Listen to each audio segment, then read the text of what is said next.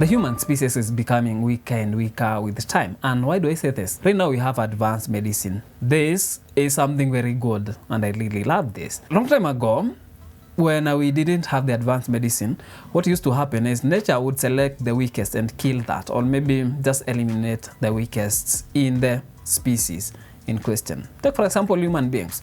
You get a disease, your immunity is not able to take care of that disease, then you die. Nature will have taken care of you.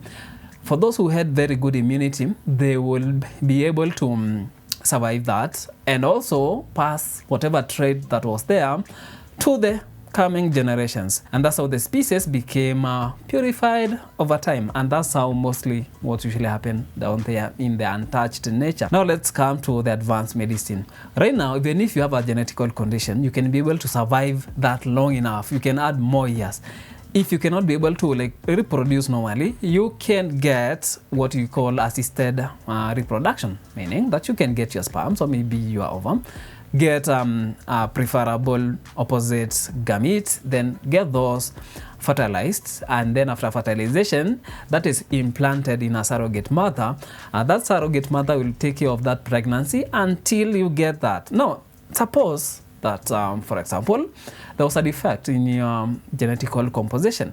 You're going to pass that down because your sperm or one of your gonad was used during the reproduction. That can be possible right now because you have advanced medicine. If that was the case a long time ago, you didn't have let's say you have a genetical condition that could not let you reproduce, then you're not going to reproduce and you'll end up dying with the trait that you have or the defects that you have. But right now you can pass down the defects that you have over. And that's why, for example, right now you can get people with let's say type 1 diabetes. Type 1 can also be found in a family lineage. You might find a family lineage that are prone to type 1 diabetes. Now, if you can be able to pass that down, that is because we have advanced medicine. Now, the same case, you go back and look at the same case, you find someone with a type 1 diabetes, they could not have lived long enough because they would have died. So they're not going to pass that down. But right now, you have insulin that is synthetic. You can just use that to prolong your life and also even facilitate you reproducing. That's why I'm saying that we are becoming weaker and weaker. Now, another reason is the food. Now, long time ago, food was not that available. You could have to go either hunting or a lot of, you just observe the nature, the raw nature. You can definitely tell how life was. Because in the animal kingdom, we have brains, we can use logic, we can use data to make information. We were able to make getting food easier. Right now, you don't need to go and hunt. You can just get something, maybe grow food. You can also even rear livestock or something, just to supplement your diet. So food is available. Your body is not taking time, is not even struggling to get nutrients out of the food that you are getting right now. And this is where you are getting something like a type 2 diabetes. Now, type 2 diabetes will come as a result of the lifestyle. Now, sugar is so much available, it's highly processed.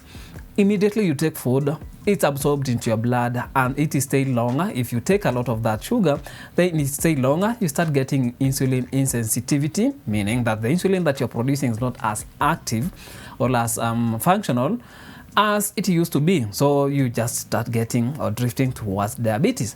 That's the reason that you're getting that, because food is so much available. You can be able to just overfeed, get something like overweight, you become obese, and all of those. This was not the case long time ago because you had to struggle for everything. Even after you get food, your body will have to also even struggle to extract the minerals from the foods that you have taken. Take, for example, you used to have appendix. It was very functional. Right now, it's one of the vestigial organs that we have because it's not so much functional. It used to digest something like cellulose, which your body does not have, let's say, mechanisms to digest that. Even some animals, they don't have. They rely on bacteria that are located in their guts that will help in breaking down that cellulose. Right now, even if you remove your appendix, there will be no much change because actually there will be no change because it's vestigial. It's not that functional. Now, let's go to something slightly different, pathogens. Now, let's shift a little bit. Let's go to the pathogens themselves. They are adapting because of maybe the way we are living. You go to a pharmacy or a hospital, you are treated or misdiagnosed, you're given antibiotics or other drugs that are not helpful. They are not going to kill the actual pathogens, or maybe the pathogens does not die. It gets some trace of that drug, it becomes resistant. Look at the super gonorrhea, resistant to almost every drug that we can use to treat that. Now, if that's the case, it means that that super gonorrhea, that bacteria, was able to either sense or maybe come into contact with the drug, and then it was able to develop the mechanisms that will help that bacteria to evade either the immunity and also even the action of the drugs. And that's why even if you use any drugs, it's not going to work. This is those pathogens becoming better at living. Now we are becoming weaker at living, because you see, for example, the last time an antibiotic was discovered, quite a long time. Now, if you're not going to discover new antibiotics and you're getting new organisms, you definitely know what will happen. You're going to get bacteria or even viruses or some diseases which are so strange and we cannot be able to treat them. We'll just sit down and watch. Again, nature might take its course. Now, I'm not saying this with a solution in my head. No, I don't have any solution. This was just me ranting or trying to explain what I think is happening.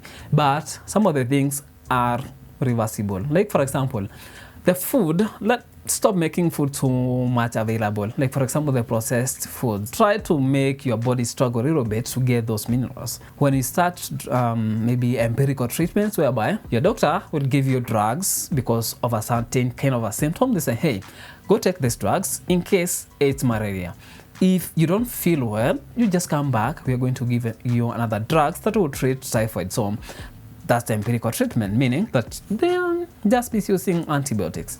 The same case, you feel that I'm not feeling okay, so you go to a local pharmacy, you just buy drugs, the antibiotics, and you take them. Now, maybe that case, you had like a viral infection and you're treating that with antibiotics. Still on antimicrobial resistance, go to the way we usually, let's say, grow our foods. Chicken, for example. They take in a lot of antibiotics. Now, those antibiotics, they'll end up in their body and they'll end up in our plate, and we are going to take that also. They suffer from some of the diseases that also human beings suffer from, like, take for example, typhoid. Now, there's a lot that we can do, but when it comes to advanced medicine, there's nothing we can do. Actually, I'm advocating for that. I really love medicine so much because it made the life so easy for each and every person. The only thing that you definitely need is to have either money or just an insurance that will cover your medical costs. And so in that, you're going to be guaranteed, whether you have a genetical trait that cannot be treated, you can be able to pass that even to your future generations. That's so possible. When it comes to food, limiting how much of the processed foods that you're taking will help your body not get something like a type 2 diabetes. While you are not taking those drugs because maybe you are feeling not okay, you just go and misuse antibiotics.